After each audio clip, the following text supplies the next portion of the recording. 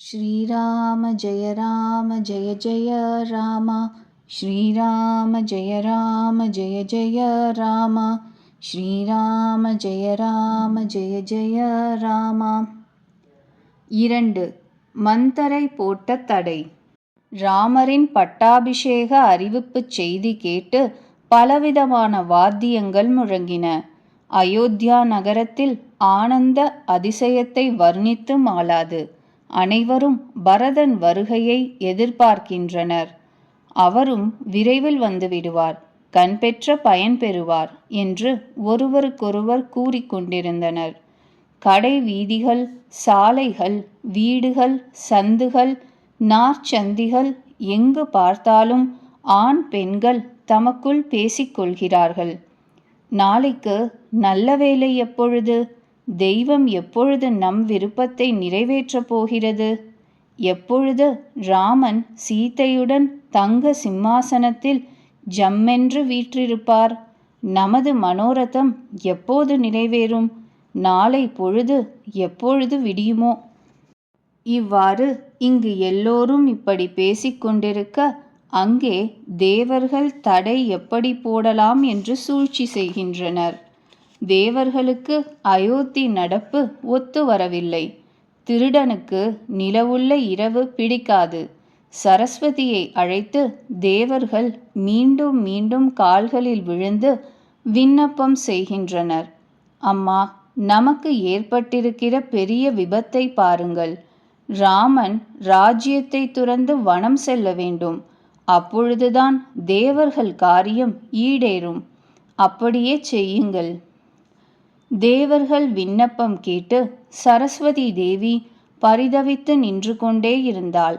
நான் தாமரை காட்டிற்கு பனிக்கால இரவு ஆகிவிட்டேனே. அவள் இவ்விதம் பரிதவிப்பதை பார்த்து தேவர்கள் மீண்டும் பணிவுடன் கூறினர். அம்மா, இவ்விஷயத்தில் தங்களை ஒரு குற்றமும் ஒட்டாது. ராமன் மகிழ்ச்சி துயரங்களுக்கு அப்பாற்பட்டவர். தங்களுக்குத்தான் ராமனுடைய முழு பெருமையும் தெரியுமே. சாதாரண ஜீவன்தான் தன்னுடைய வினைக்கு ஏற்றவாறு சுகத்தையோ துக்கத்தையோ அடைகிறான். ராமனுக்கு வனவாசத்தினால் துயரம் ஒன்றும் நேராது. ஆகவே தேவர்களுடைய நன்மை கருதி தாங்கள் அயோத்தி செல்லுங்கள். மீண்டும் மீண்டும் சரஸ்வதியின் கால்களை பிடித்துக்கொண்டு தேவர்கள் கூச்சத்திற்கு உள்ளாக்குகிறார்கள். அப்பொழுது அவள் ஆலோசித்தாள். தேவர்கள் இருப்பதுதான் மேலுலகமே தவிர புத்தி தாழ்ந்ததுதான். இவர்கள் பிறர் பெருமையை பொறுக்க மாட்டார்கள். திறமை பெற்ற கவிஞர்கள் ராமனுடைய சரித்திரம் பாடுவதற்காக என் உதவியை நாடுவார்கள் அல்லவா? இவ்விதம் மேலே நடக்க வேண்டியதை ஆலோசித்து சரஸ்வதி தேவி உள்ளத்தில் உவகையுடன் தசரத நகரம் வந்தாள். பொறுக்க முடியாத துயரம் தருகின்ற நவக்கிரக தசை போல. மந்தரை என்ற பெயர் கொண்ட ஒரு கீழ்த்தரமான புத்தி உடைய தாதி ஒருத்தி கைகேயியுடன் இருந்தாள்.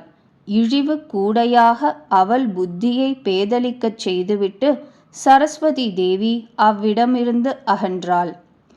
மந்தரை நகரம் முழுவதும் அலங்கரிக்கப்பட்டு எங்கு பார்த்தாலும் மங்கள கோலாகலங்கள் கூடி வருவதை பார்த்தாள். அவள் மக்களை கேட்டாள். என்ன விழா இது? ராமனுக்கு பட்டாபிஷேகம் என்ற செய்தி கிடைத்ததும் அவள் உள்ளம் கொதித்து எழுந்தது. கெட்ட புத்தி, கெட்ட தாதி அவள். எவ்விதம் இக்காரியத்தை இரவுக்கு இரவே கெடுக்கலாம்? கெடுமதி வேடுவச்சி ஒருத்தி தேன்கூடு ஒன்றை பார்த்து இதை எப்படி பிழிந்து எடுக்கலாம் என்று பார்ப்பாளே, அப்படி பார்த்தாள் மந்தரை. அவள் திகைத்து போய் பரதனின் தாயார் கைகேயியிடம் சென்றாள். கைகேயி சிரித்து கொண்டே கூறினாள், ஏனம்மா, என்னவோ போலிருக்கிறாய்? மந்தரை பதில் கூறவில்லை. நீண்ட பெருமூச்சு விட்டாள்.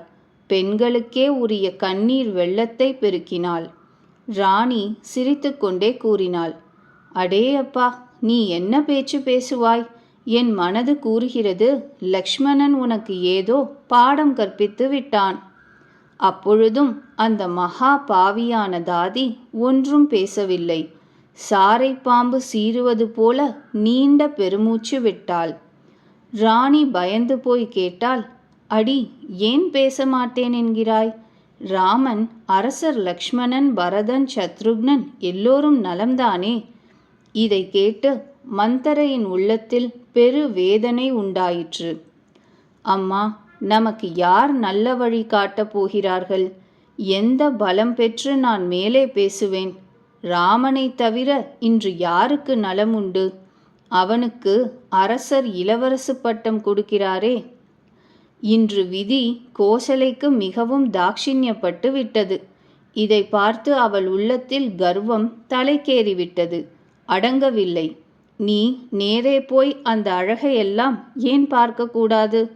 அதை பார்த்து உன் உள்ளம் கொதிக்கும். உன் பிள்ளை பரதேசியாகிவிட்டான். உனக்கு கவலையே இல்லை. எஜமான் நம் கையில் என்று நினைத்து கொண்டிருக்கிறாய். உனக்கு படுத்து தூங்குவதுதான் மிகவும் பிடிக்கிறது. அரசருடைய கபடு சூது மிகுந்த கெட்டிக்காரத்தனத்தை நீ கவனிக்கவே இல்லை. மந்தரை இச்சகம் பேசினாலும் அவள் உள்ளத்து அழுக்கை அறிந்திருந்த ராணி அதட்டினாள். போதும், நிறுத்து பேச்சை. குடும்ப கலகம் இப்பொழுது எதற்கு? இனி இவ்விதம் ஏதாவது சொன்னால் உன் நாக்கை இழுத்து அறுத்து விடுவேன். செவிடு நொண்டி கூன் முதுகு படைத்தவர்களின் குறும்பை புரிந்து கொள்ள வேண்டும். அதிலும் இவள் பெண், அதிலும் தாதி. இவ்வளவு கூறிவிட்டு கைகேயி புன்னகை புரிந்தாள். இச்சகம் பேசும் மந்தரையே, உனக்கு அறிவுரைதான் கூறுகிறேன். எனக்கு உன்னிடம் கனவில் கூட கோபம் வராது. நீ சொல்வது என்று சத்தியம் ஆகிறதோ, ராமனுக்கு பட்டாபிஷேகம் நடக்குமோ, அதுதான் சிறந்த மங்களம் அளிக்கின்ற நல்ல நாளாகும். மூத்த சகோதரன்தான் எஜமான், இளைய சகோதரன் பணியாள். இதுதான் சூரிய வம்சத்து உயரிய பண்பு. நிஜமாகவே நாளைக்கே ராமனுக்கு பட்டாபிஷேகமானால், தோழி, உனக்கு எது பிடித்தமோ அதை கேள், தருகிறேன். ராமனுக்கு இயல்பாகவே எல்லா தாயார்களுமே கோசலை போல பிரியமானவர்கள்தாம். ஆனால் அவனுக்கு என்னிடம் தனிப்பட்ட பிரேமை. நான் அவன் அன்பை பரீட்சித்திருக்கிறேன். பிரம்மதேவன் தயை புரிந்து இன்னொரு பிறவி அளித்தால் அதில் ராமனை புதல்வனாகவும் சீதையை மருமக பெண்ணாகவும் கொடுக்க வேண்டும். ராமன் எனக்கு உயிரினும் மிகவும் இனியவன். அவனுக்கு பட்டாபிஷேகம் என்றால் உனக்கு ஏன் இந்த கலக்கம்? பரதன் மேல் ஆணை, சூது வாதெல்லாம் விட்டு உண்மையைச் சொல். மகிழ வேண்டிய நேரத்தில் வருத்தப்படுகிறாயே, எனக்கு இதற்கு காரணம் கூறு. கைகேயியின் இந்த பேச்சை கேட்டு மந்தரை கூறினாள், நீ ஒருமுறை சொன்னதே போதும். என் ஆசைகளெல்லாம் பூர்த்தியாகிவிட்டன. நான் இப்பொழுது வேறு நாக்குடன் கொஞ்சம் சொல்கிறேன். என்னுடைய மண்டை ஓடு உடையத்தான் லாயக்கு. நான் நல்ல வார்த்தை சொன்னாலும் உனக்கு கசக்கத்தான் செய்கிறது. எவர் உமக்கு பொய்மையெல்லாம் கலந்து கட்டுக்கதை பேசுகிறார்களோ, அம்மா, அவர்கள்தான் உனக்கு பிரியமானவர்கள். நான் கசக்கத்தான் செய்கிறேன். இனி நானும் முகப்புகழ்ச்சி பேசுகிறேன். இல்லையெனில் பகலிரவு எந்நேரமும் பேசாமலே இருந்து விடுகிறேன். விதி என்னை கோரமாக படைத்து பிறருக்கு அடிமையாக்கி விட்டது. விதியை நொந்து என்ன பயன்? எதை விதைத்தேனோ அதை பறிக்கிறேன். என்ன கொடுத்தேனோ அதை பெறுகிறேன். எவர்தான் அரசராகட்டுமே, எனக்கென்ன? நான் வெறும் தாதி. ராணியாகவா ஆகிவிடப் போகிறேன்? என் சுபாவத்தை சுட்டு பொசுக்க வேண்டும். அதாவது உனக்கு ஏதாவது கேடு வந்தால் நான் பார்த்து கொண்டிருக்க மாட்டேன். அதனால் கொஞ்சம் பேச்சை விட்டேன். அம்மா தேவி, நான் பெரும் தவறு செய்துவிட்டேன். என்னை பொறுத்துக்கொள். இவ்வாறு தாதி நாடகமாடி பேசினாள். நிலைத்த புத்தியில்லாத பெண்ணொருத்தி தேவதைகளின் மாயைக்கு வசப்பட்டு விட்ட காரணத்தினால் ராணி கைகேயி கபடத்தை மறைத்து இனிமையாக பேசுவதை கேட்டு எதிரியான மந்தரையை தன் தோழியாக மதித்து அவளை நம்பிவிட்டாள். மீண்டும் மீண்டும் ராணி அவளிடம் ஆர்வத்துடன் கேட்கிறாள். வேடுவச்சியின் பாடல் கேட்டு பெண்மான் மயங்குவது போல எது நடக்க வேண்டுமோ அதற்கு தக்கபடி புத்தியும் மாறிவிட்டது. தாதி தன் சூழ்ச்சி பலித்துவிட்டது என்று பல்லை கடித்து மகிழ்ந்தாள். நீயே கேட்டுவிட்டாய். ஆனால் நான் சொல்ல பயப்படுகிறேன். ஏனெனில் நீ முதலிலேயே எனக்கு கலகக்காரி என்று பெயர் வைத்து விட்டாய். இவ்வாறு பலவிதம் ஆராய்ந்து திட்டமிட்டு மிகுந்த நம்பிக்கையை ஊட்டி அந்த அயோத்தியின் 7.5 ஆண்டு சனியன் பேசினாள். ராணி, நீ கூறினாயே, எனக்கு சீதாராமன்தானே பிரியமானவர்கள், ராமனுக்கு என்னிடம் பேரன்பு உண்டு என்று. அது உண்மைதான். ஆனால் இதெல்லாம் பழைய செய்தி. அந்த காலம் போய்விட்டது. காலம் மாறினால் நண்பனும் பகைவனாவான். சூரியன் தாமரை காட்டை காப்பவன்தான். தண்ணீர் வற்றிவிட்டால் சூரியனே அவைகளை பொசுக்கி சாம்பலாக்கி விடுவான். சக்களத்தி கோசலை உன்னை வேரை பிடுங்க விரும்புகிறாள். உபாயம் என்ற நல்ல வேலி போட்டு அதை தடுத்துவிடு. நீ உன்னுடைய சௌபாகியத்தின் பலத்தில் கவலையே படவில்லை. அரசர் தன் கையில் என்று நினைக்கிறாய்.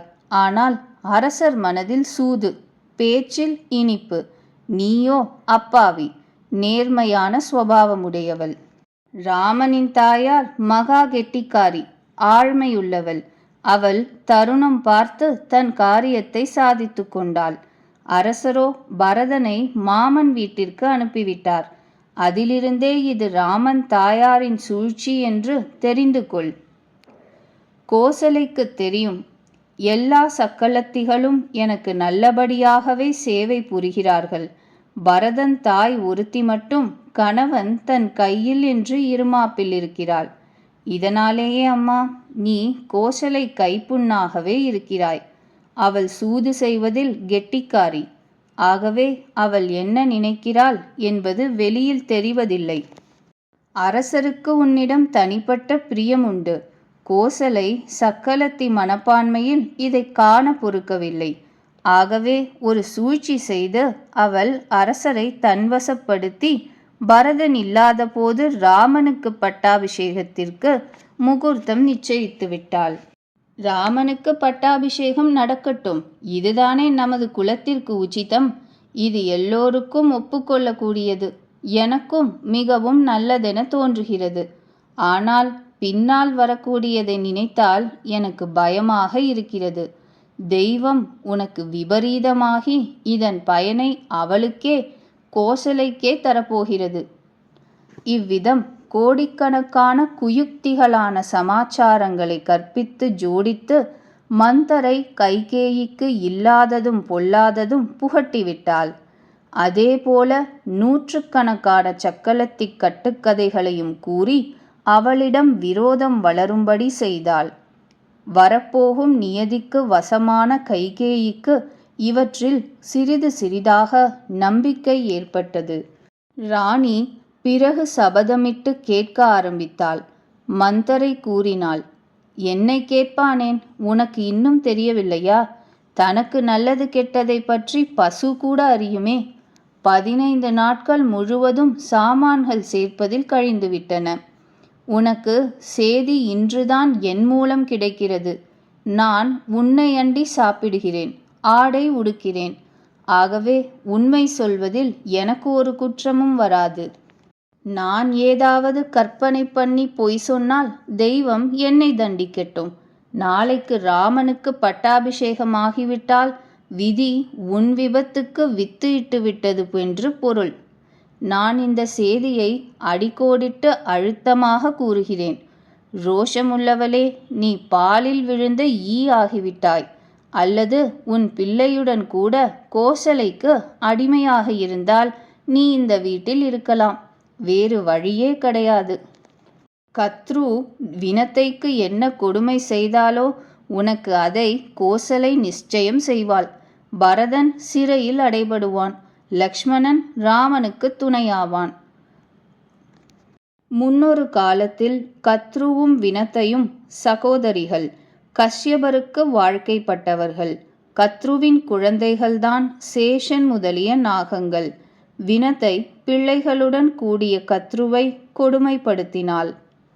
இந்த கதையை மந்தரை கைகேயிக்கு நினைவூட்டினாள். கைகேயி மந்தரையின் கொடுமையான வார்த்தைகளை கேட்டு பயந்தாள். நாக்கு உலர்ந்துவிட்டது.